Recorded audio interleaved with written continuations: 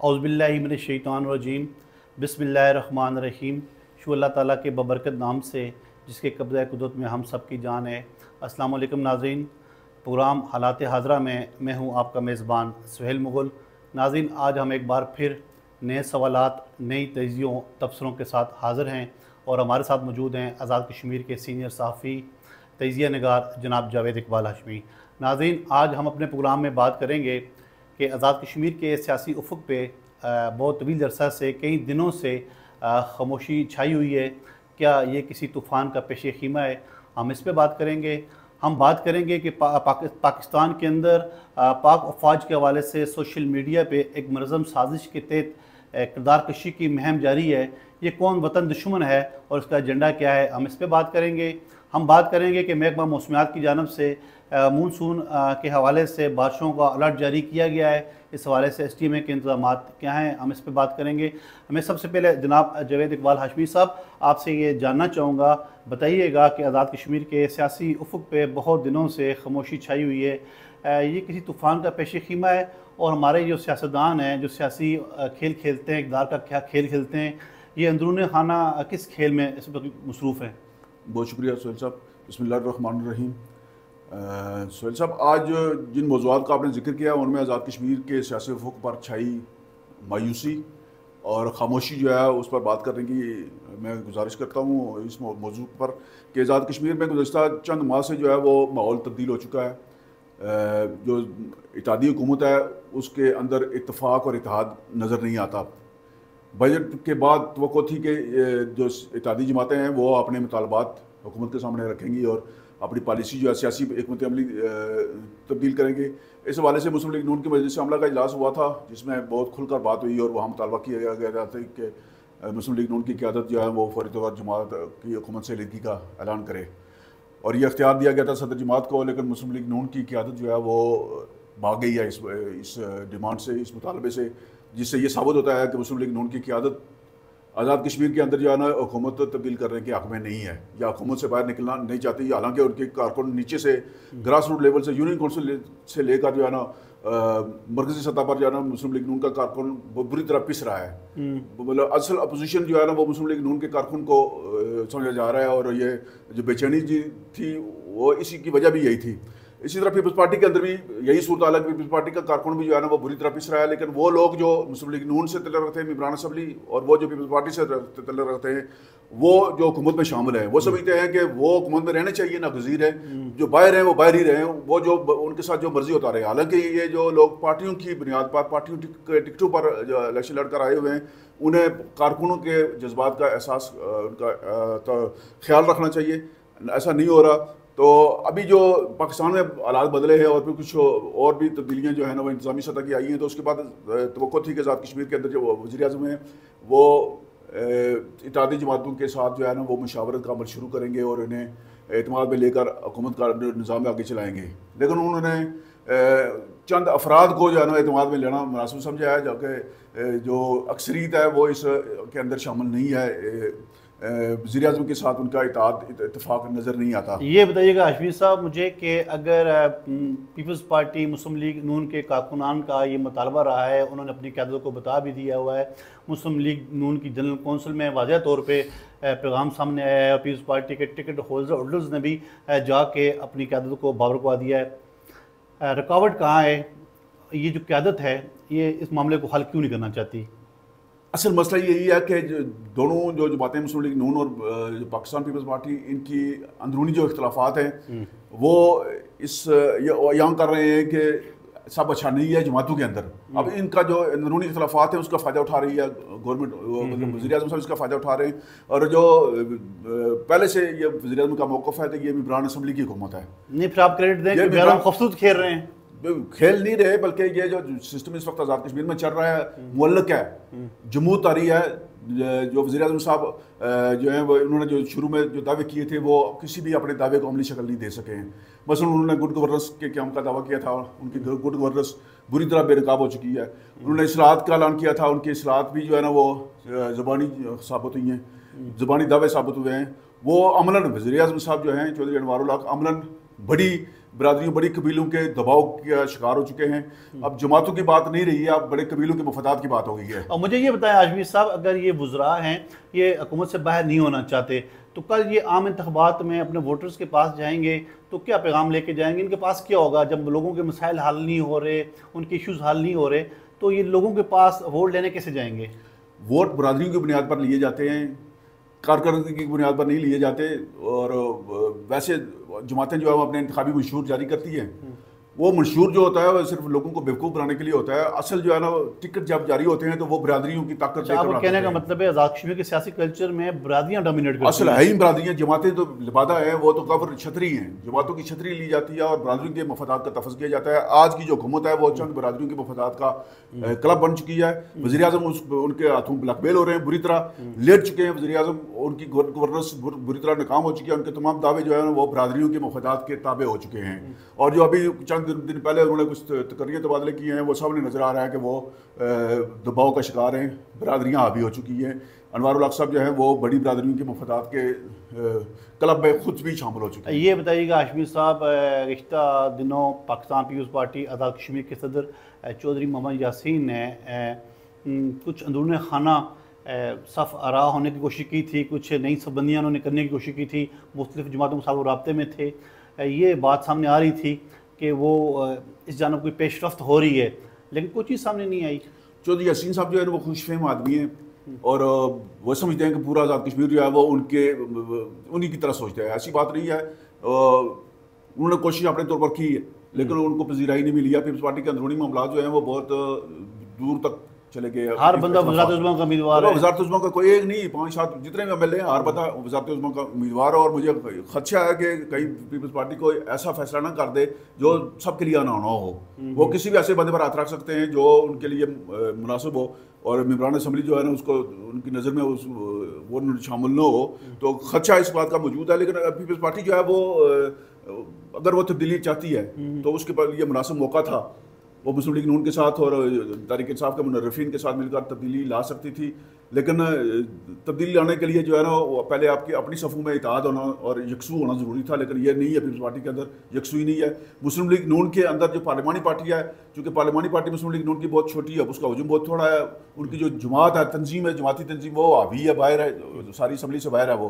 और वो जो है ना वो दबाव बढ़ाने में कामयाब है। अभी तक उनका जो मुस्लिम लीग नून की तंजीम का जो मौक़िफ़ है वो कारकुनों के जज्बात के मुताबिक है। पीपल्स पार्टी के जो कारकुनों का मुतालबा है उसको जिनकी पार्लिमानी पार्टी ने उसको पजीराई नहीं दी है। और जो उसकी जो जमाती क़यादत है उनकी जो यासीन उसके सदर हैं और वो अपनी पार्टी कारकुनों के जज्बात की तर्जमानी अभी तक नहीं कर सके। उन्होंने जो असम्बली में तकरीर की थी बजट सेशन में, उन्हीं के खिलाफ उन्हीं के पार्टी के वज़रा ने उनके खिलाफ उनको मुस्तरद कर दिया, उनके साथ नहीं दिया, उनके मौक़िफ़ को मुस्तरद कर दिया। तो जिससे साबित हो गया था जी कि ये जो यासीन ने कहा था जी कि ये कंपनी नहीं चलेगी, तो उनके वज़रा ने, जो उनकी पार्टी के वज़रा है, उन्होंने कहा कि यही कंपनी चलेगी। तो फिर ये तब्दीली वाली बात एक पेज पे नहीं है। हाँ, ये ठीक बात है। अच्छा, ये बताइएगा हाशमी साहब, एक और एहसास मामला वतन अजीज़ के अंदर इस वक्त हमारी पाक फ़ौज के ख़िलाफ़ एक मनज़म साजिश के तहत जो है सोशल मीडिया पे किरदार कशी की जा रही है। ये बताइएगा ये कौन वतन दुश्मन है, इसका एजेंडा क्या है, एक बात। दूसरा ये बताइएगा कि हमारी पाक फ़ौज जिसने हमेशा जो है मुश्किल वक्त में कौम की पुष्ट पे खड़ी हुई है, तूफ़ान हो या आंधी हो, सैलाब हो, कोरोना हो, कोई भी हो, इसने कौम को हमेशा रेस्क्यू किया है और कौम की उमंगों और उम्मीदों पे ये हमारी कौम पूरा उतरी है। रात को ये जो हम सुकून की नींद सोते हैं तो ये जो फ़ौजी है जो बॉर्डर पे हमारी हिफाजत करती है, ये बताइए ये जो वतन दुश्मन है इसका एजेंडा क्या है? सुहेल साहब, आपने ये बात की है कि फ़ौज जो है ना हमेशा पुष्ट पर है। फ़ौज पुष्ट पर रही है, कौम फ़ौज की पुष्ट पर रहती है हमेशा। ठीक। फ़ौज हमेशा शाना बिशाना रहती है। वो बॉर्डर हो, सरहदी बॉर्डर हो, नज़रियाती जोग्राफियाई सदों की हिफाजत भी फ़ौज कर रही है। कोई सानिया हो, जलजला हो, सैलाब हो या अमन अमान का मसला हो, पाक फ़ौज ने हमेशा कौम के शाना बिशाना कुर्बानियों की तारीख रकम की है। और दुश्मन जो है पाक फ़ौज के दुश्मन दरअसल पाकिस्तान के दुश्मन है। वो दुश्मन जो है वो जोग्राफियाई सरहदों की पर पाकिस्तान फ़ौज को जो है ना वो पछाड़ नहीं सके, उसको नाकाम नहीं कर सके। तो अब वो अंदरूनी दुश्मनों के साथ मिलकर पाकिस्तान की जो नज़रियाती सरहदें हैं उनको मुतासर करने की कोशिश कर रहे हैं। और बैरून मुल्क बैठ कर जो है ना एक मुनज़्ज़म साजिश के तहत इन अनासर को पाकिस्तान दुश्मनों की मुकम्मल सरपरस्ती और हमायत हासिल है। ये सोशल मीडिया पर पाक फ़ौज के खिलाफ इस तरह का मनफी प्रोपेगेंडा कर रहे हैं कि पाकिस्तान के अवाम और फ़ौज आमने सामने हो। इसका फ़ायदा किसको होगा?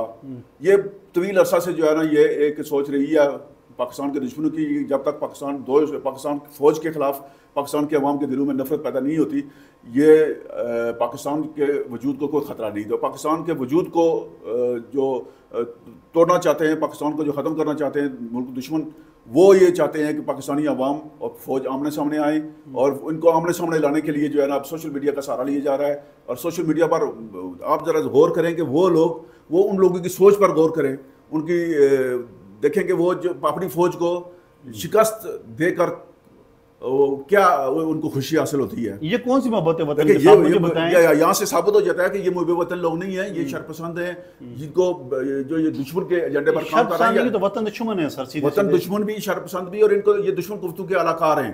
अगर ये मुल्क के अंदर है तो ये दुश्मन कुफ्तू के अलाकार हैं, अगर बैरून मुल्क है तो इसमें बैरूनी ताकतें शामिल हैं, उनकी सरपरस्ती में ये सारा काम हो रहा है। लेकिन परेशानी वाली, खतरे वाली कोई बात नहीं, ये समझने की बात है, ये आवाम के लिए, हमारे लोगों के लिए समझने की बात है कि जब तक आप पाक फौज के साथ शाना बशाना खड़े हैं, ये इस तरह की प्रॉपर्टी पर कोई तवज्जो देने की जरूरत नहीं है। पाक फौज आपके साथ है, पाक फौज और अवाम एक हैं। अवाम के तहफ़्फ़ुज़, अवाम की बका और सलामती, पाकिस्तान के तहफ़्फ़ुज़ और बका सलामती पाक फौज की बका और सलामती। ये मुझे बताएं हाशमी साहब, आप नहीं समझते कि ये पूरी कौम जो है इस मामले पे पाक फौज की पुष्ट पे खड़ी है, वो ऐसी किसी साजिश को कामयाब नहीं होने देंगे?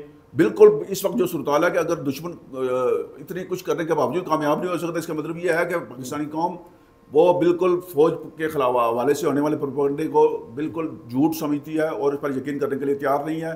जो अनासर ये काम कर रहे हैं उनके खिलाफ सख्त तरीन कार्रवाई होनी चाहिए, अंदरून मुल्क और बैरून मुल्क भी। और हुकूमत पाकिस्तान जो साइबर क्राइम एक्ट के हवाले से जो कानून साजी ज़रूरी है फौरी तौर पर करे और इस पर अमल दरामद भी करे, और इस हवाले से कोई नरमी नहीं होनी चाहिए। चाहे कोई अंदरून मुल्क बैठा हो या बैरून मुल्क बैठा हो, जो भी दुश्मन का अलाकार है उसको दुश्मन समझकर अलाकार की ज़्यादा सज़ा होनी चाहिए दुश्मन की निस्बत।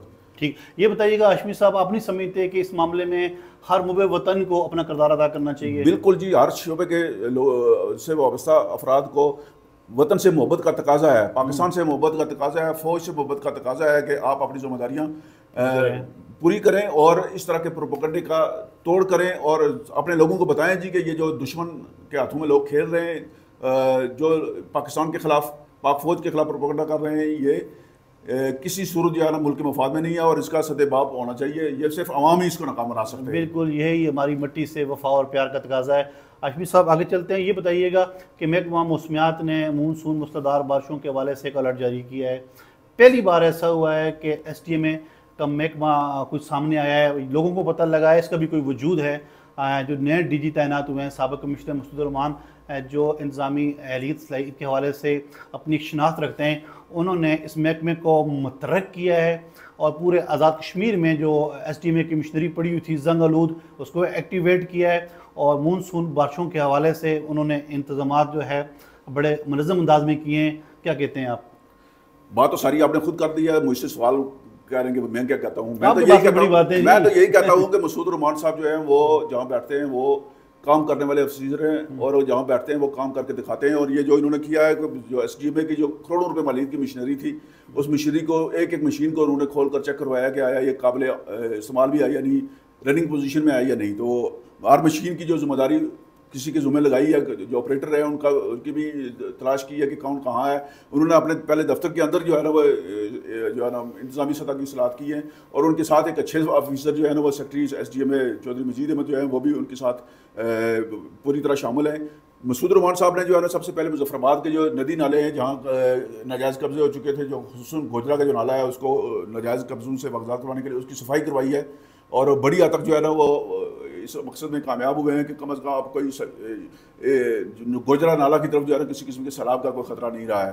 बाकी इलाकों में भी वो काम कर रहे हैं। पूरे आज़ाद कश्मीर की जो महकमा है STMA, उसके अंदर जो है वो उन्होंने एक तहरीक पैदा की है और सबको अलर्ट जारी किया जी कि वो 24 घंटे मौजूद रहें बारिशों के मौसम में किसी भी हंगामी सूरत से निपटने के लिए। इंतज़ामिया के पास जो सबसे पहला अदारा है मदद को पहुँचने के लिए वो STMA के एहलकार ही होते हैं, STMA की मशीनरी होती है जो मुकामी इंतज़ामिया की स्वाबदीद पर होती है, बाकी महकमे बाद में पहुँचते हैं। तो मसूद रहमान साहब ने जो है ना एक एहसास ज़िम्मेदारी पैदा किया है महकमे के अंदर भी, और जो बताया है कि ये महकमा जो है ना ये लोगों की मदद के लिए हर वक्त मौजूद है। और हम तो रखते हैं कि आने वाले दिनों में भी वो जो अगर ये बारिशें ज़्यादा होती हैं, ये सैलाब तूफानी आती है, तो जो पहाड़ी इलाकों की बारिश होती है, पहाड़ी इलाकों की बारिश जो है ना ये मैदानी इलाकों के लिए सैलाब का बायस बनती है।